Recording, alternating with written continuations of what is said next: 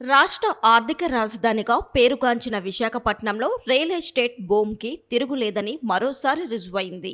గడిచిన ఆర్థిక సంవత్సరంలో రిజిస్ట్రేషన్ల శాఖకు 1174.37 కోట్ల ఆదాయం రావడం రికార్డనే చెప్పాలి. దీంతో ఆంధ్రప్రదేశ్లోనే అత్యధిక ఆదాయం వచ్చిన జిల్లాగా విశాఖ నిలవడం విశేషం.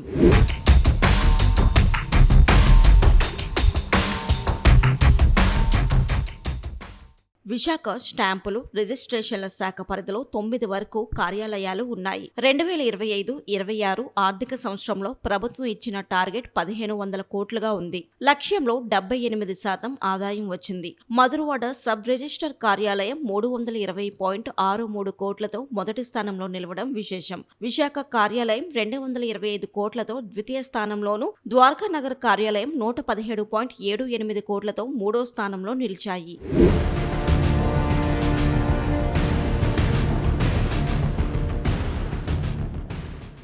కాగా 2024-25 సంవత్సరంలో 1050 కోట్ల ఆదాయం వచ్చింది. ఆ ఏడాది మధురవాడ సబ్ రిజిస్టర్ కార్యాలయం 263 కోట్లతో అగ్రస్థానంలో నిలిచింది. విశాఖ కార్యాలయం 247 కోట్లతో ద్వితీయ స్థానంలో, ద్వారకా నగర్ కార్యాలయం 110.55 కోట్లతో తృతీయ స్థానంలో నిలిచాయి. 2023-24 ఆర్థిక సంవత్సరంలో మొత్తం ఆదాయం 1032.42 కోట్ల ఆదాయం రాగా, అందులో మధురవాడ సబ్ రిజిస్టర్ కార్యాలయం 235.38 కోట్లు సాధించి ప్రథమ స్థానంలో నిలిచింది. విశాఖ కార్యాలయం 219.36 కోట్లతో రెండో స్థానంలో, ద్వారకా నగర్ కార్యాలయం 116.92 కోట్లతో మూడో స్థానంలో నిలిచాయి.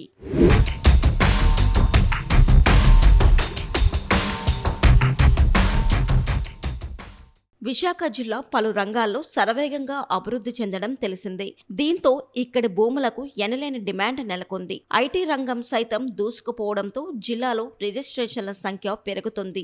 జిల్లాలో మధురవాడ, ఎండాడ ప్రాంతాలు బాగా అభివృద్ధి చెందుతున్నాయి. అక్కడ చుట్టుపక్కల పెద్ద సంఖ్యలో అపార్ట్మెంట్లు, విల్లాలు నిర్మితమవుతున్నాయి. దీంతో ఎక్కువ రిజిస్ట్రేషన్ల ఆదాయం వస్తుందని అధికారులు తెలిపారు. అక్కడ వార్షిక ఆదాయం 300 కోట్ల మార్కు దాటింది. సూపర్ బజార్ కార్యాలయం ఏటా 200 కోట్ల రెవెన్యూ నమోదు చేస్తుంది. ఇక ద్వారకా నగర్ కార్యాలయం ఇంకా 100 కోట్ల క్లబ్లోనే కొనసాగుతుంది. మధురవాడ 320 కోట్లు, విశాఖపట్నం 225 కోట్లు, ద్వారకా నగర్ 117 కోట్లు, గాజువాక 115 కోట్లు, ఆనందపురం 94 కోట్లు, భీమిలి 86 కోట్లు, పెందుర్తి 83 కోట్లు, పెదగంటాడ 74 కోట్లు, గోపాలపట్నం 54 కోట్లు.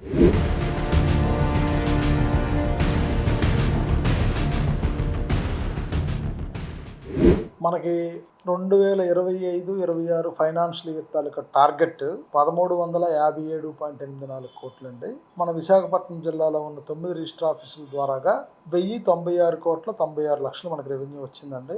80.79% అది అచీవ్మెంట్ అండి. లాస్ట్ ఇయర్ మీద గ్రోత్ రేటు 14.57% అండి. ఈ సంవత్సరం మనకి 88,271 డాక్యుమెంట్లు రిజిస్ట్రేషన్ అయ్యావండి. అన్ని రకాలుగా డాక్యుమెంట్ల పరంగా కానీ, రెవెన్యూ పరంగా కానీ అన్ని రకాలుగా కూడా మనది విశాఖపట్నం లాస్ట్ ఇయర్ మీద ఈ ఫైనాన్షియల్ ఇయర్ అభివృద్ధి పదంలో నడుస్తుందండి. మన గౌరవ ఎమ్మెల్యే శ్రీ గంటా శ్రీనివాసరావు గారు కూడా ఈ విషయం మీద అభినందించి వారే చెప్పారు, నెంబర్ ఆఫ్ ట్రాన్సాక్షన్స్ క్రయ విక్రయాలు జరిగాయంటే అది అభివృద్ధికి సూచికని. వాస్తవంగా విశాఖపట్నం అభివృద్ధి శరవేగంగా జరుగుతుంది. మన మధురవాడ, ఆనందపురం, భీమిలి ప్రాంతంలో ఈ సాఫ్ట్వేర్ కంపెనీలు, ఏఐ హబ్స్ ఇవన్నీ రావడం వల్ల, గూగుల్ డేటా సెంటర్ రావడం వల్ల కూడా ఆ ప్రాంతాల్లో విస్తృతమైన ట్రాన్సాక్షన్స్ జరుగుతున్నాయి. ఈ సంవత్సరం 1566 కోట్ల రూపాయలు టార్గెట్ ఇచ్చారు. ఆ టార్గెట్ ను కూడా మేము అధిగమిస్తామని పూర్తి విశ్వాసంతో ఉన్నామండి. మనకి లాస్ట్ ఇయర్ హైయెస్ట్ రెవెన్యూ వచ్చామే మధురవాడ సబ్ రిజిస్టర్ కార్యాలయం నుంచి